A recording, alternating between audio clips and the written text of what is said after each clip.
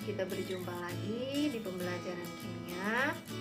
Semoga pada pertemuan ini kita semua dalam keadaan sehat walafiat. Amin. Sudah siap semua ya belajar kimia? Nah, pertemuan kali ini kita akan membahas materi yang selanjutnya, yaitu bab termokimia. Nah, untuk lebih jelasnya, mari kita simak penjelasan tentang termokimia berikut. Oke, assalamualaikum warahmatullahi wabarakatuh. Berjumpa lagi kita di pembelajaran kimia. Kali ini kita akan membahas tentang bab termokimia dan perubahan entalpi. Baik, Ibu akan memulai penjelasan tentang bab ini. Kita mulai. Yang pertama kita akan bahas tentang termokimia. Apa sih termokimia? Termokimia adalah suatu cabang ilmu kimia yang mempelajari tentang perubahan kalor atau energi yang menyertai suatu reaksi kimia, baik yang diserap maupun yang dilepaskan. Jadi, kalor atau energi yang diserap atau dilepaskan dalam suatu sistem. Nah, ini dibahas, dinamakan dengan bab termokimia. Ya, seperti dengan namanya, sesuai dengan namanya, termo artinya panas ya. Artinya bab yang membahas tentang panas atau kalor dalam reaksi kimia, seperti itu. Energi dapat mengalami perpindahan dari sistem ke lingkungan atau sebaliknya. Yap, betul sekali bahwa energi atau kalor itu dapat berpindah ya, yaitu dari sistem ke lingkungan atau dari lingkungan ke sistem. Nah, terkait karena adanya perpindahan energi ini, maka kita akan mengenal yang dikenal dengan istilah sistem dan lingkungan, karena energi ini akan berpindah melalui dua komponen ini. Nah, apa sih sistem? Sistem dalam termokimia ini adalah segala sesuatu yang diteliti perubahan energinya. Jadi, zat yang menjadi pusat perhatian atau yang diteliti itu namanya sistem. Sedangkan lingkungan adalah segala sesuatu yang berada di luar sistem. Ya, oke, contohnya air teh panas dalam gelas. Nah, di sini ada sistem dan lingkungan. Yang berlaku sebagai sistem adalah air teh panasnya, sedangkan lingkungannya adalah gelasnya. Nah, kalau kita ingat-ingat, kita pernah ya memegang air teh panas dalam gelas.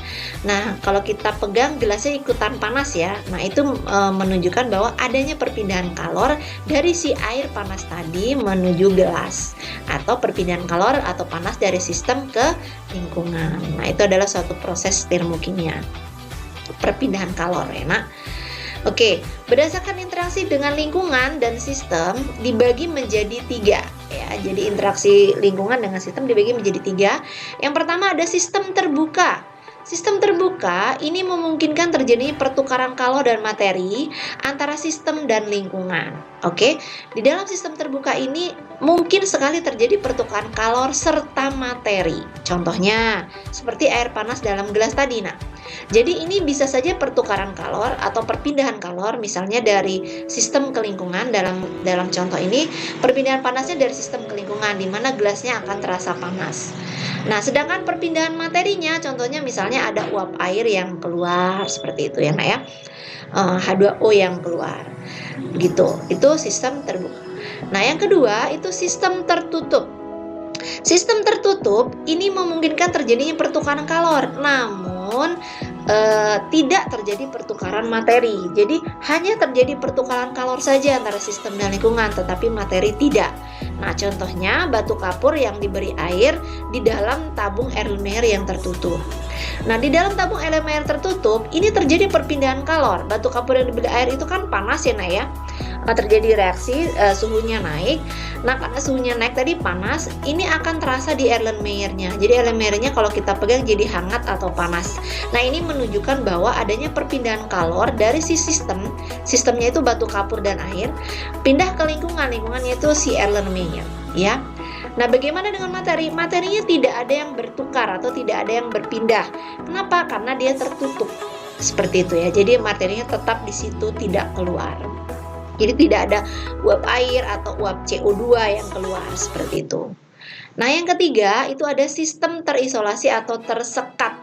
Nah, sistem terisolasi atau tersekat ini di mana dalam sistem ini tidak terjadi pertukaran atau perpindahan kalor dan materi. Jadi dua-duanya tidak ada perpindahan. Nah, kenapa? Karena dia tersekat. Seperti itu ya. Contohnya itu air di dalam termos. Air di dalam termos, air panas dalam termos. Itu kita tidak merasakan termos menjadi panas ya, Nak ya. Jadi boleh dicoba nanti di rumah.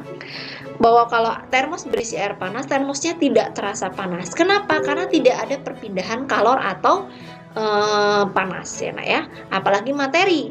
Kalor atau panas saja tidak berpindah, apalagi materi karena dia tertutup atau tersekat.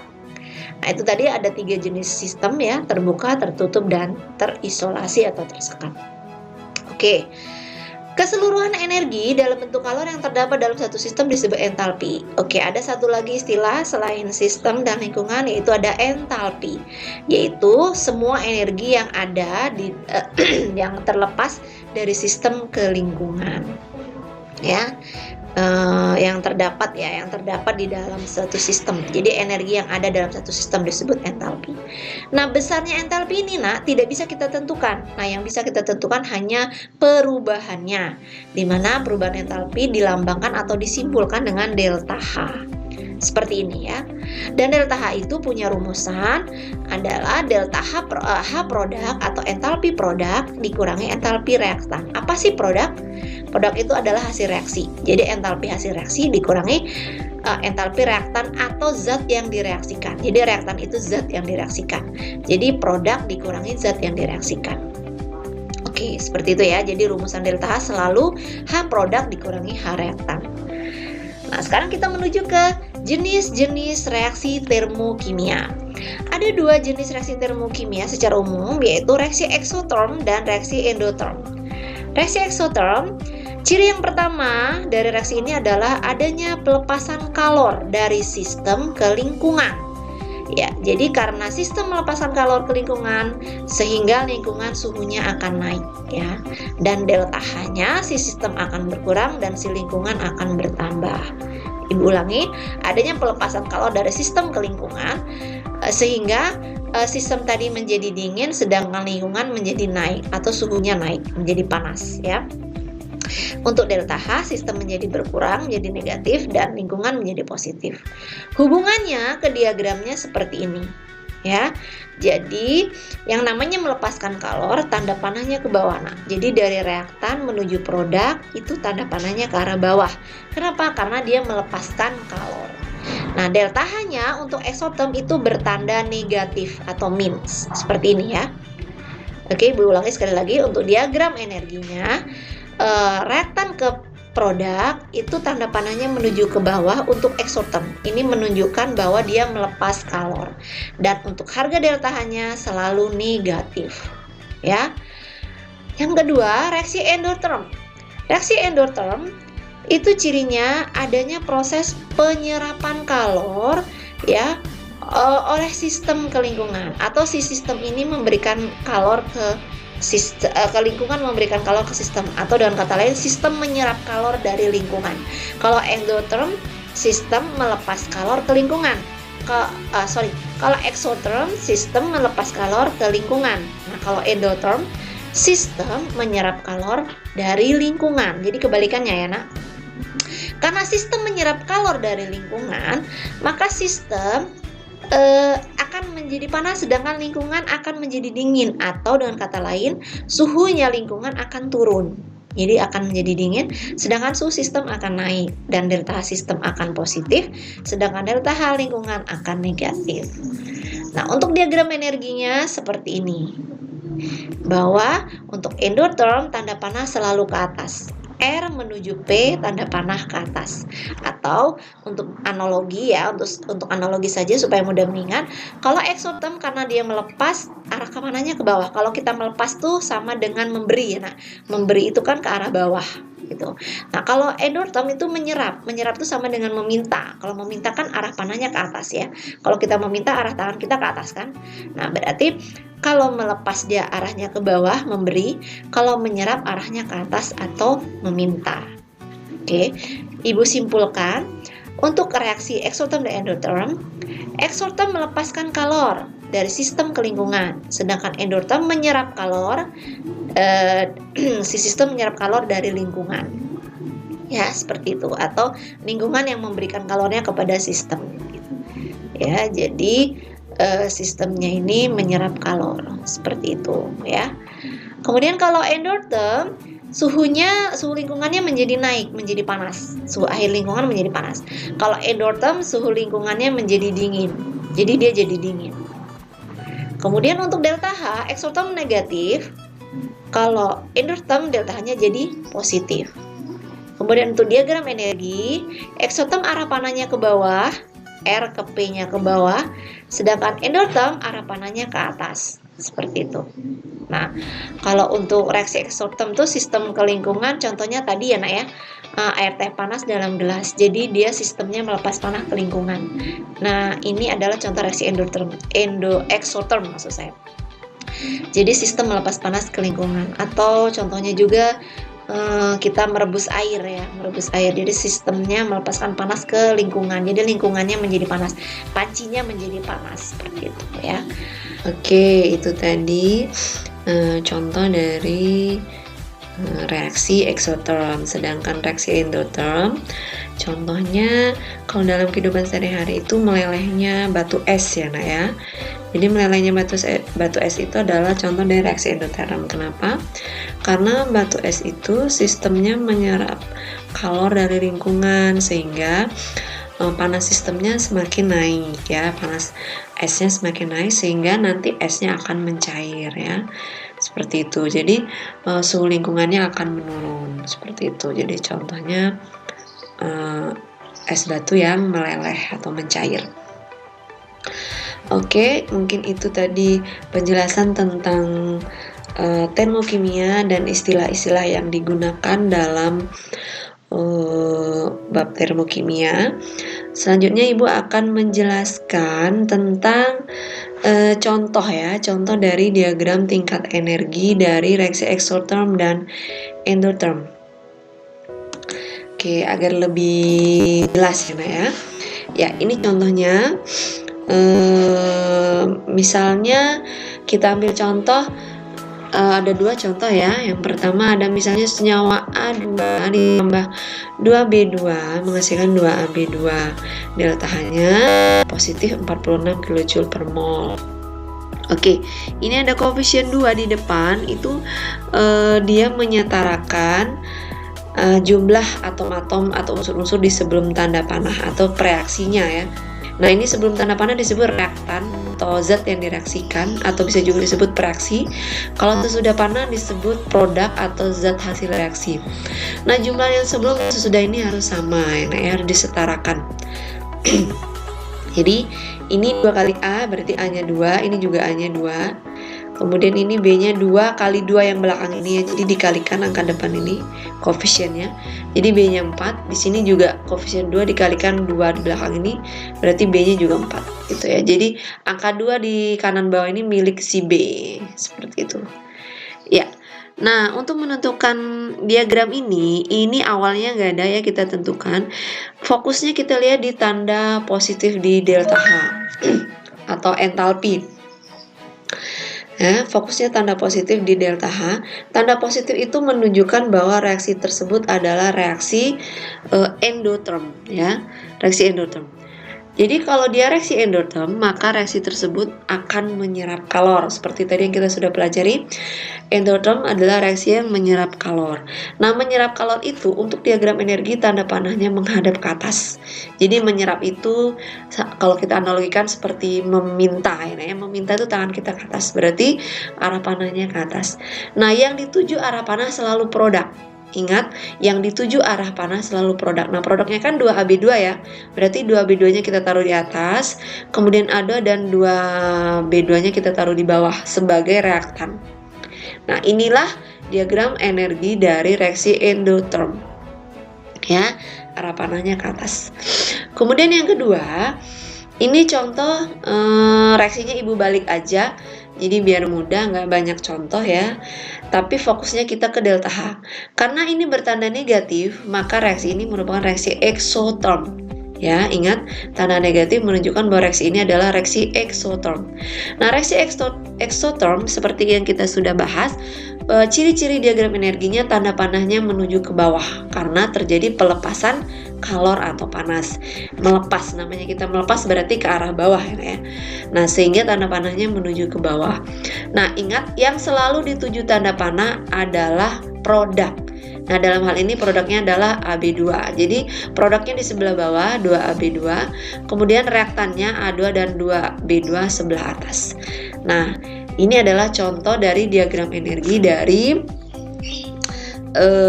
reaksi eksoterm dan reaksi endoterm. Jadi, kalau ada soal seperti ini bisa mengerjakan ya.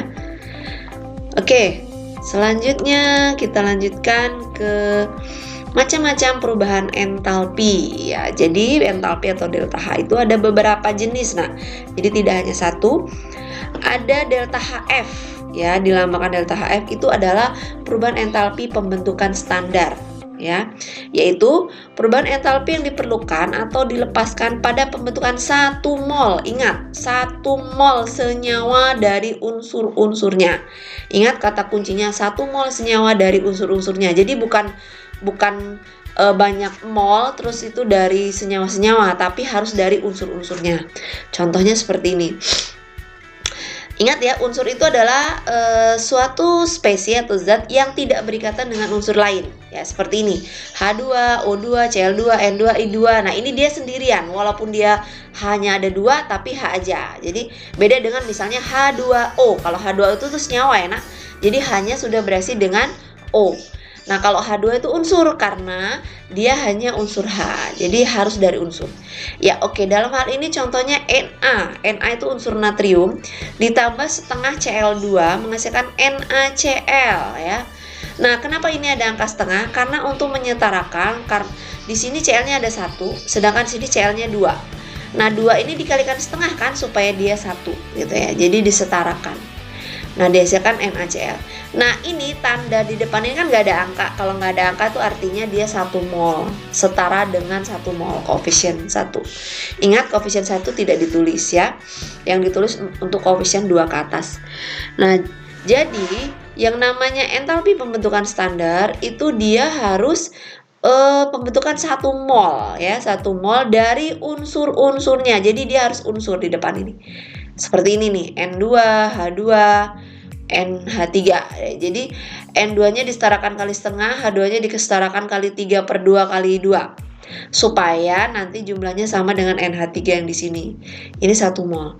Jadi dia dari unsur. NH2 itu unsur, H2 juga unsur. Jadi bukan senyawa ya, nak.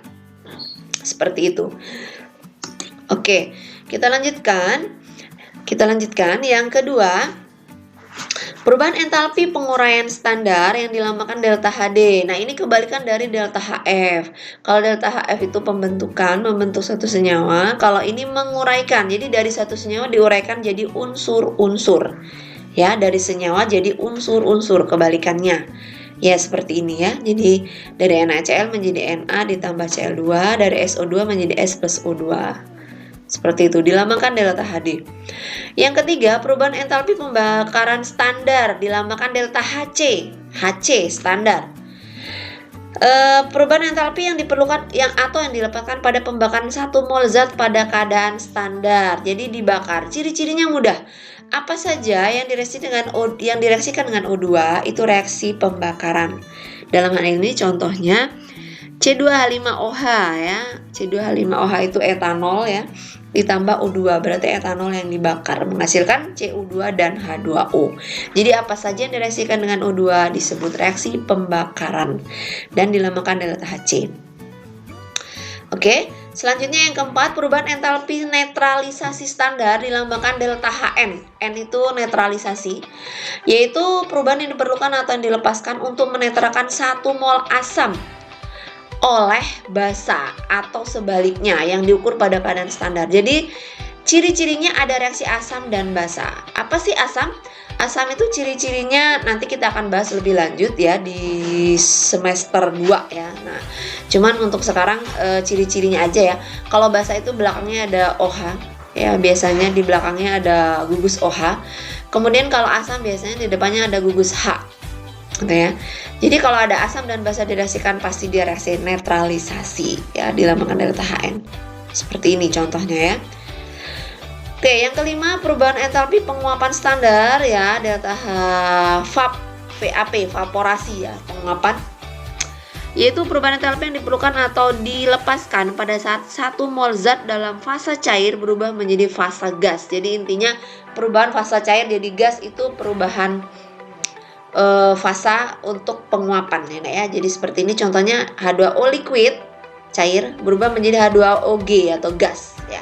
Nah ini delta H-nya delta H evaporasi VAP ya. Yang keenam perubahan entalpi peleburan standar dilambangkan delta fuse ya, FUS peleburan ya. Perubahan entalpi yang diperlukan atau dilepaskan pada saat 1 mol zat dalam fase padat berubah menjadi fase cair pada keadaan standar ya. Namanya peleburan, berarti dari padat menjadi cair seperti es ya, es yang beku kemudian cair. Ya ini contohnya. Kemudian yang terakhir perubahan entalpi sublimasi. Tahu ya sublimasi itu menyublim dari padat menjadi gas ya. Beda dengan menguap ya. Kalau menguap dari cair menjadi gas, kalau menyublim dari padat menjadi gas contohnya kapur barus seperti itu ya. Oke. Ini adalah macam-macam perubahan entalpi. Jadi nanti kalau ada soal disuruh menggolongkan mana sih yang merupakan delta HF, tahu ya ciri-cirinya, dia dari unsur-unsurnya menjadi senyawa, yang mana netralisasi ciri-cirinya asam tambah basa, yang mana penguraian berarti senyawa yang diuraikan jadi unsur-unsurnya, pembakaran berarti sesuatu zat yang dibakar ditambah dengan O2 dan selanjutnya seperti itu ya. Ya, itu tadi macam-macam penjelasan tentang entalpi reaksi. Oke. Yang selanjutnya ada tentang persamaan termokimia ya. Jadi Ibu bahas supaya paham bagaimana kita menerjemahkan suatu deskripsi menjadi sebuah persamaan termokimia. Ya, persamaan ini adalah persamaan yang mengikutsertakan perubahan entalpi, disebut persamaan termokimia. Contohnya, di sini ada deskripsi yang menyatakan tentang 1 mol air dan gas hidrogen dengan gas oksigen dibebaskan 286. Kata dibebaskan menyatakan reaksi tergolong eksoterm. Ya, ingat ya bahwa dibebaskan itu reaksi eksoterm, beda dengan menyerap atau penyerapan. Nah, itu berarti endoterm. Oke, karena dia eksoterm maka delta H-nya pasti negatif. Nah, caranya kita buat reaksinya. Mol air, 1 mol air itu H2O, berarti pembentukan, namanya membentuk berarti H2O-nya ada di sebelah kanan, kan dibentuk, berarti H2O-nya sebelah kanan dan sebelah kirinya berarti unsur-unsurnya, pembentuknya. Gas oksigen O2 ya, gas hidrogennya H2 seperti ini. Ini ada koefisien setengah di depan untuk menyetarakan jumlah O, karena di ruas kanan O-nya 1. Maka di ruas kiri O2 ini dikali setengah supaya O-nya 1. Nah, deltanya kita tulis min 286 kJ. Kenapa tanda min? Karena dia dibebaskan, yaitu reaksi eksoterm. Seperti itu ya. Atau kalau mau kita nggak mau nih, ini ada pecahan setengah-setengah, kita kali 2 semua supaya dia bulat. Jadi H2-nya kali 2. Setengah ini kali 2 kan 1 ya. Jadi udah nggak ada angka setengahnya karena setengah kali 2 1. Kemudian H2O-nya kali 2. Nah, kalau semuanya ini kali 2 maka delta H juga dikali 2. Jadi minus 576 kJ ya. Ya, beginilah cara menerjemahkan suatu deskripsi reaksi diterjemahkan dalam sebuah persamaan reaksi seperti itu. Oke. Ini tentang persamaan termokimia. Mudah-mudahan bisa dipahami. Oke. Kita lanjutkan. Contoh selanjutnya seperti ini juga ada ya. Ya, sebanyak 2 mol H2, kita tulis 2 mol H2 ya. Depannya ada angka 2 karena di sini keterangannya 2 mol. Kemudian 1 mol O2 ya. 1 mol O2. Oke. 1 mol O2, sorry ini salah tulis ya. 1 mol O2. Ya, ini jadi dia O2. Oke. Ini fasanya juga gas ya. 2 mol H2 ini. Kemudian 1 mol, angka 1 tidak ditulis, O2. Membentuk air yang pelepasan. Melepas berarti exo ya, Nak ya. Pelepasan exo berarti negatif minimal 72. Oke, seperti itu. Ya, persamaan termokimia untuk 1 mol. Nah, yang diminta tuh 1 mol, Nak. Ini ya. Yang diminta 1 mol. Sehingga karena yang diminta 1 mol air, jadi H2O-nya ini harus 1 koefisiennya ya. 1 mol air. Maka ini ini reaksinya ada yang kurang yang di atas ya. Oke, Ibu perbaiki dulu. Ibu perbaiki dulu ya. Ini harusnya reaksinya seperti ini tadi ya. Ini ya sebenarnya tidak ditambahkan nggak apa-apa, cuman biar lebih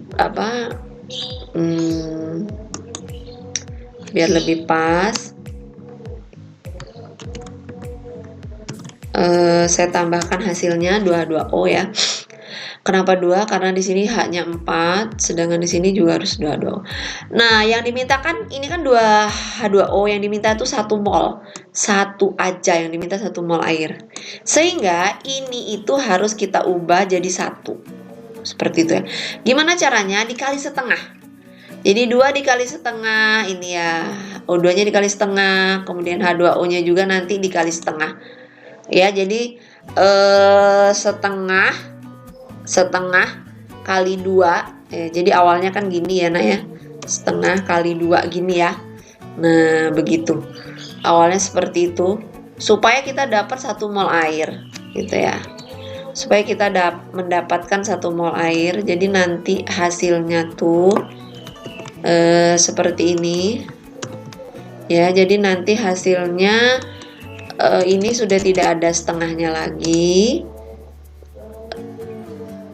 Oh ya, sorry, ini masih ada setengahnya. Oke. Yang sudah berubah ini setengah kali 2 kan jadi hasilnya 1 nggak usah ditulis. Nah, ini reaksi kedua ini yang diperoleh karena ini yang diminta. Dia minta 1 mol. Oke. Karena dia mintanya 1 mol dikali setengah, maka yang tadinya minus 572 kJ ini kita kali setengah juga, berarti dibagi 2 ya, Nak. Jadi hasilnya yang ini. Minus 286 kJ. Seperti itu. Ini permintaan yang pertama.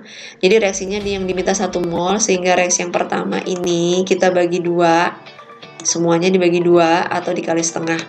Hasilnya nanti ini. Ya. Hasilnya ini. Nah, ini kemudian yang diminta dibalik ya, Nak. Yang diminta tuh dibalik. Maka ya tinggal dibalik aja, diputer. H2O-nya di sebelah kiri, tadinya sebelah kanan. Kemudian yang ini H2 sama O2-nya jadi sebelah kanan. Karena dibalik, ingat ya, aturan dalam termokimia persamaannya, bahwa kalau reaksi dibalik maka delta H akan berubah tanda. Jadi kalau tadinya negatif jadi positif, kalau tadinya positif jadi negatif. Oke, seperti itu ya. Selanjutnya kita akan menentukan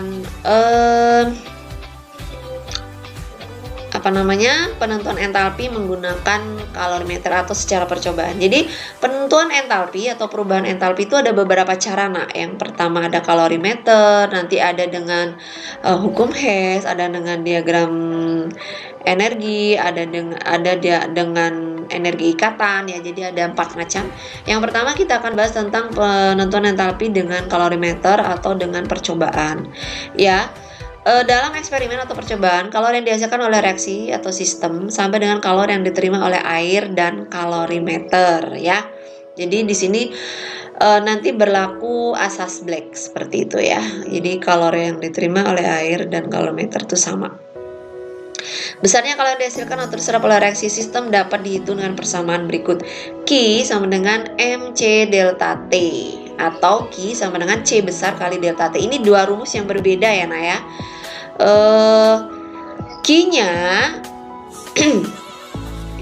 Q-nya itu adalah kalor ya. kemudian M adalah massa, C kecil ini massa jenis, kalor jenis ya. Kalau delta T itu perubahan suhu. Yang ini Q yang ini tetap kalor. Kemudian C besar ini adalah kapasitas kalor. Jadi beda dengan C kecil ini ya. Kalau ini C kecil ini itu kalor jenis. Kalau yang C besar ini kapasitas kalor. Jadi satuannya juga berbeda. Kalau C kecil kalor jenis itu Joule per gram Kelvin atau Joule per gram derajat Celcius. Kalau kapasitas kalor itu hanya Joule per Kelvin atau Joule per derajat Celcius. Jadi satuannya beda.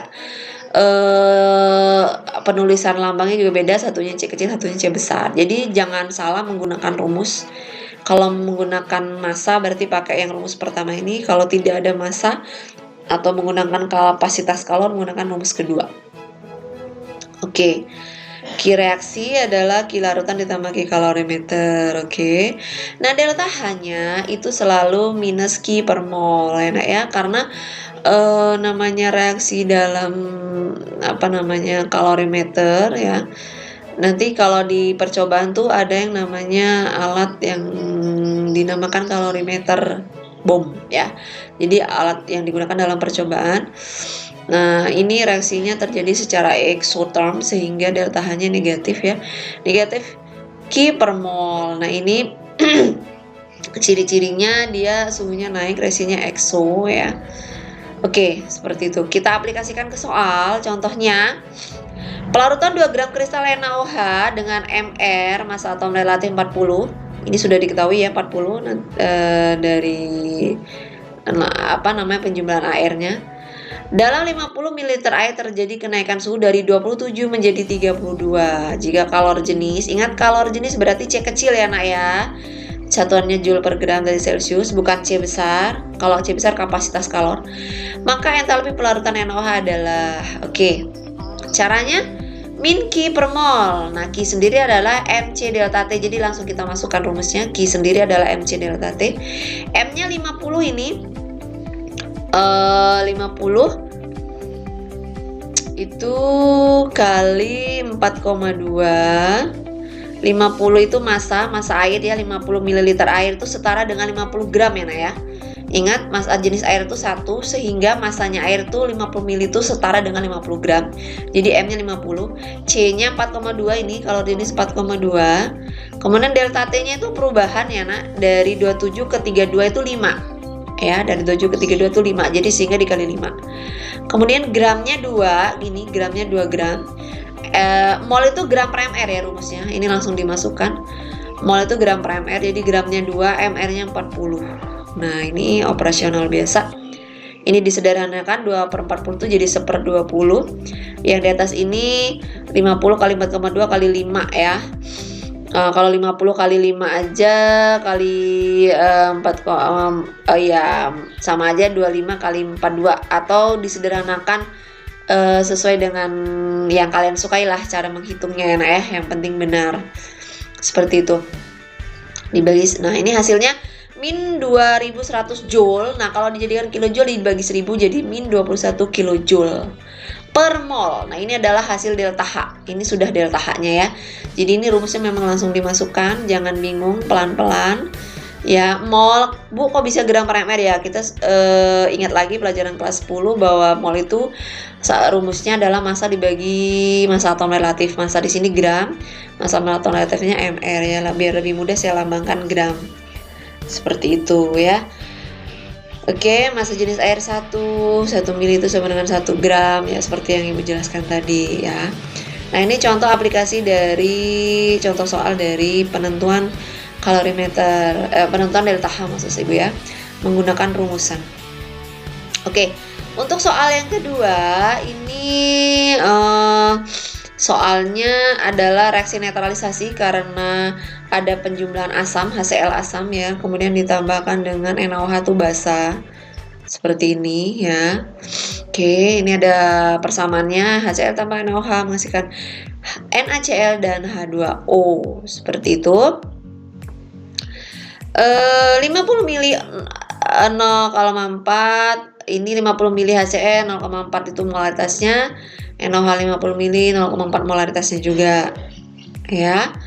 Jadi ini kita cari molnya. Jadi mencari mol tuh macam-macam ya. Nah, ada yang tadi molnya gram per mr. Nah, kalau ini ada yang molnya dicari dengan volume kali molar seperti itu ya. Oke, volume kali molar. Nah, V totalnya 50 tambah 50 jadi 100 volume totalnya ya. Nah, nanti untuk mencari molnya, mol ini dilambangkan N kecil ya. Molnya molar kali volume 0,4 kali 50 berarti 20 milimol. 20 milimol sama, atau kalau dijadikan mol dibagi 1000 ya nah. Dijadikan mol dibagi 1000 jadi 2 kali 10 pangkat min 2 mol. Gitu. Nanti baru kita masukkan rumusnya. Di sini M-nya 100 dari mana? Dari volume tadi. Volumenya 50 tambah 50. Jadi 100 ml itu setara dengan 100 gram. Ya, kemudian C-nya 4,2. Delta T dari perubahan suhu. Ya, suhunya naik dari 25 jadi 28 berarti 3 selisihnya. Molnya ya dari kita cari tadi ini 2 kali 10 pangkat min 2. Nah, ini jadi 100 kali 4,2 kali 3 dibagi 2 kali 10 pangkat min 2. Hasilnya min 63.000 joule per mol, atau dibagi 1000 biar jadi kilojoule, yaitu minus 63 kilojoule per mol. Ya, pelan-pelan ya, memahaminya pelan-pelan. Nomor 1 beda dengan nomor 2. Kalau nomor 1 lebih simpel, nomor 2 itu dia direaksikan dulu ya. Pertama cari mol ini cari mol ini ya. Mol itu N, M kali V. Ya, jadi ini hasilnya 2 kali 10 pangkat min 2. Kemudian delta T-nya dapatnya 3. Kemudian V total ini nanti masanya ya, jadi 50 tambah 50 jadi 100 gram ya. Ya, nanti baru dimasukkan ke rumus delta H ini. Oke, jadi 100 ini dari ini, gram ini, volume total. 4,2 itu C kecil, 3 itu selisih suhunya, kenaikan suhu. Molnya yang ini tadi, jadi dihasilkannya delta H-nya ini, min 63 kJ per mol. Oke, itu tadi penjelasan tentang termokimia dari